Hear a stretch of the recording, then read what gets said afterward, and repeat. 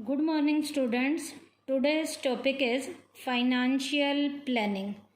बेटा financial planning नाम से ही पता चल रहा है बेटा फाइनेंस की प्रॉपर प्लानिंग करनी है।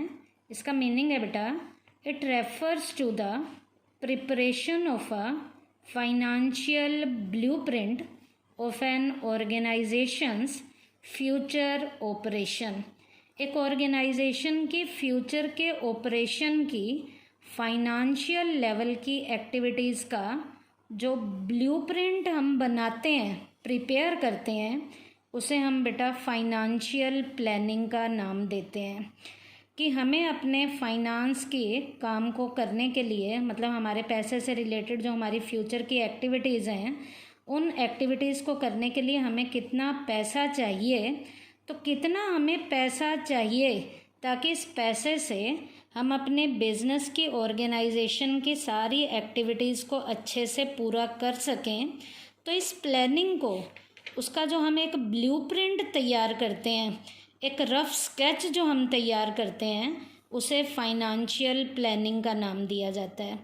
फाइनेंशियल प्लानिंग जो है बेटा, ये बेटा डिटरमाइन करती है, निर्धारित करती है, 3 चीज़ों के ऊपर इसका निर्धारण है, इसका डिटर्मिनेशन है। पहला है रिक्वायरमेंट ऑफ फंड, दूसरा प्रोक्योरमेंट ऑफ फंड, तीसरा है यूटिलाइजेशन ऑफ फंड। कितनी हमें पैसे की ज़रूरत है और फिर हम उस पैसे को कैसे कैसे इकट्ठा करेंगे, और फिर इकट्ठा करने के बाद उस पैसे का हमने यूज़ कैसे करना है। तो ये इसका डिटर्मिनेशन 3 पॉइंट्स पे था। पहला रिक्वायरमेंट, दूसरा प्रोक्योरमेंट और तीसरा यूटिलाइजेशन। उसके बाद बेटा फाइनेंशियल प्लानिंग का प्रोसेस क्या है बेटा, इसके प्रोसेस में बेटा हमारे 3 जो हैं बेटा स्टेप्स हैं। पहले स्टेप का नाम है डिटर्मिनेशन ऑफ फाइनेंशियल ऑब्जेक्टिव। बेटा फाइनेंस के हमारे ऑब्जेक्टिव क्या क्या हैं, उनका हमने सबसे पहले स्टेप में निर्धारण करना है। In the first stage financial objective of the organisation are determined. यहाँ पर बेटा हमारे ऑर्गेनाइजेशन के ऑब्जेक्टिव को इस पहले सब्जेक्ट में, पहली जो स्टेज है उसमें निर्धारित किया जाता है। तो यहाँ पर इसके ऑब्जेक्टिव बेटा 2 मेन पार्ट्स में डिवाइड करके हम पढ़ेंगे। पहला है शॉर्ट टर्म फाइनेंशियल ऑब्जेक्टिव और एक है बेटा हमारा long term financial objective. Short term financial objective क्या है बेटा, it include maintenance of adequate liquidity in the organisation. एक ऑर्गेनाइजेशन में एट ए टाइम कितनी लिक्विडिटी को हम मेंटेन कर सकते हैं, कितनी लिक्विडिटी को, इतना मतलब कितना हम कैश इन हैंड हमारे पास होगा। कैश इन हैंड का मतलब है यहाँ पे शॉर्ट टर्म हमारे फाइनेंशियल लेवल के जो ऑब्जेक्टिव हैं वो उससे पूरे हो जाएंगे। दूसरा है बेटा हमारा long term financial objective. It includes procurement of adequate finance from different sources so as to increase the efficiency of the organisation. Long term के फाइनेंशियल ऑब्जेक्टिव में बेटा हमने डिफरेंट सोर्सेज से फाइनेंस को कैसे इकट्ठा करना है, और जितना ज़्यादा बेटा हमारे पास फाइनेंस इकट्ठा हो जाएगा उतना ही उस पैसे से हम बढ़िया तरीके से काम कर सकेंगे और हमारी ऑर्गेनाइजेशन की एफिशिएंसी का लेवल जो है इंक्रीज़ होना शुरू हो जाएगा। तो यहाँ पर बेटा फाइनेंशियल लेवल के ऑब्जेक्टिव में हमारे 2 ऑब्जेक्टिव थे। एक तो था शॉर्ट टर्म का फाइनेंशियल ऑब्जेक्टिव और दूसरा था हमारा लॉन्ग टर्म का फाइनेंशियल ऑब्जेक्टिव। दूसरे स्टेज में, दूसरे स्टेप में आएगा डिटर्मिनेशन ऑफ फाइनेंशियल पॉलिसीज़। पहले बेटा हमने फाइनेंशियल ऑब्जेक्टिव को निर्धारित किया है, अब हमने बेटा फाइनेंशियल लेवल की पॉलिसीज़ को डिटरमाइन करना है। In the second stage of financial planning financial policies are determined. यहाँ बेटा वित्त की नीतियों को निर्धारित किया जाएगा so that financial objective could be achieve. जो भी हमारी फाइनेंस की पॉलिसीज़ हैं जो हमने निर्धारित की हैं उन्हें हम देखेंगे ताकि उन पॉलिसीज़ पे चल के हम अपने फाइनेंशियल लेवल के ऑब्जेक्टिव को पूरा कर सकें। यहाँ पर बेटा कई पॉलिसीज़ हो सकती हैं, जैसे हमारी वर्किंग कैपिटल की मैनेजमेंट की पॉलिसी हो सकती है, क्रेडिट लेवल की कोई पॉलिसी हो सकती है, या बेटा कोई और भी पॉलिसी हो सकती है। तो यहाँ मैं आपको एक एग्जांपल दूंगी बेटा, यहाँ सेकंड नंबर के स्टेप में, जैसे बेटा आपकी in respect of capital structure the policy of the company may be depend on equity share capital in the initial year regarding distribution of dividend. The policy may be to keep the rate of dividend low in the initial year. Regarding credit sale, the policy of the organization may be to sell goods on credit to credit worthy customer alone. बेटा इसका मतलब है कैसी हमारी policy है, उधार की policy है तो उधार के अकॉर्डिंग सारा काम करना है, और डिविडेंड को डिक्लेयर करने की आपकी पॉलिसी है कि फ़िक्स रेट का डिविडेंड देना है तो फ़िक्स रेट से देंगे, और यदि फ़िक्स रेट से नहीं है तो जैसा है उसके अकॉर्डिंग जो है दिया जाएगा। इसका मतलब पॉलिसी को यहाँ ध्यान में रखना है। तीसरा है बेटा डिटर्मिनेशन ऑफ फाइनेंशियल प्रोसीजर। बेटा पहले में फाइनेंशियल ऑब्जेक्टिव था, दूसरे में फाइनेंशियल पॉलिसीज़ था, तीसरे में फाइनेंशियल लेवल का प्रोसीजर है।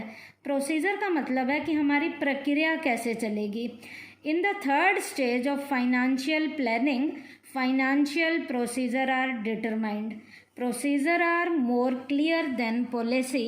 बेटा पॉलिसी चाहे क्लियर हो या ना हो, लेकिन प्रोसीजर बिल्कुल अच्छे से क्लियर होना चाहिए। In case of procedure it is laid down in what order a job will be performed. बेटा यहाँ हमें ये पता होना चाहिए कि किस ऑर्डर में हमने अपनी जॉब को परफॉर्म करना है। कैसे बेटा, मान लीजिए हमने क्रेडिट लेवल पे कोई सेल करनी है, तो इसमें भी हम ये देखेंगे कि हमारी क्रेडिट लेवल की सेल जो है वो कैसे प्रोसीजर के ज़रिए चलेगी, और फिर हमने पैसे को वापस लेना है तो कैसे लेंगे। मान लीजिए आपने क्रेडिट लेवल पे सेल कर दी, अब उस पैसे को वापस लेना है तो वापस लेने का भी हमारा प्रोसीजर होना चाहिए। कैसे, रिटर्न लेटर लिख के आप पैसा मांग रहे हो, टेलीफोन के ज़रिए आप कर रहे हो, या जो है उनके पास पर्सनली मीटिंग के ज़रिए आप उनको मिल रहे हो और कह रहे हो कि पैसा दे दो, या आप लीगल एक्शन लेकर उनसे पैसा वापस लेना चाहते हो। तो इस तरीके से एक प्रोसीजर होगा। पहले बहुत पोलाइट तरीके से कहा जाएगा, बिल्कुल नॉर्मल उन्हें इन्फॉर्मेशन दी जाएगी कि उधार दे दो, दे जाते हैं तो वेल एंड गुड। फिर अगले स्टेप पे जाएंगे, फ़ोन पे हम उनको कहेंगे, फ़ोन पे कहने के बाद फिर उनको जो है लास्ट में लीगल लेवल के एक्शन की धमकी भी दी जा सकती है। तो ये एक प्रोसीजर जो है अपनाया जा सकता है।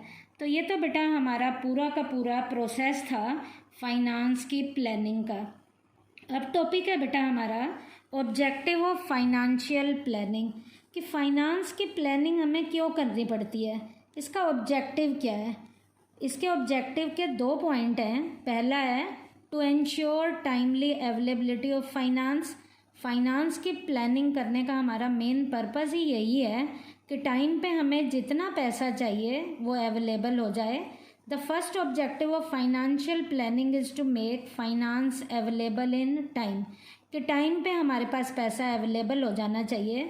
Under it financial needs are anticipated, ताकि फाइनेंस की लेवल की नीड को उससे पूरा किया जा सके।